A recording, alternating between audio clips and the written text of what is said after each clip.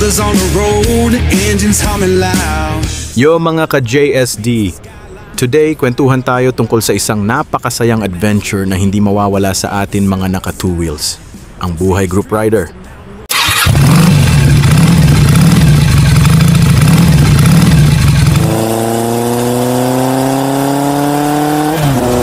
Alam nyo pre, kapag solo ride ka, ikaw lang ang bida.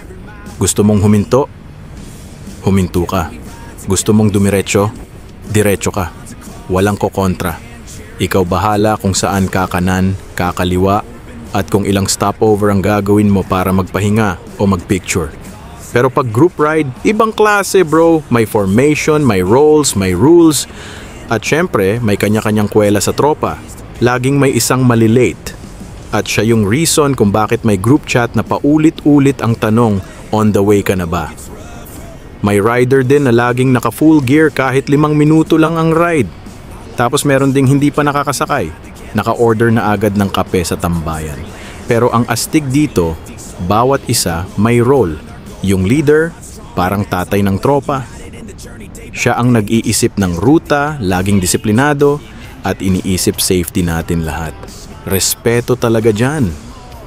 Yung sweeper, parang bantay sarado. Kahit anong mangyari, walang maiiwan sa likod. At yung photographer ng grupo, bro, kung pwede lang every corner, titigil na para magpicture. Wait guys, photo op muna. Pero beyond the fun, ang tunay na essence ng group ride ay yung samahan. Hindi lang ito tungkol sa motor, kundi tungkol sa journey na sama-sama. Kung umulan, sabay-sabay mababasa.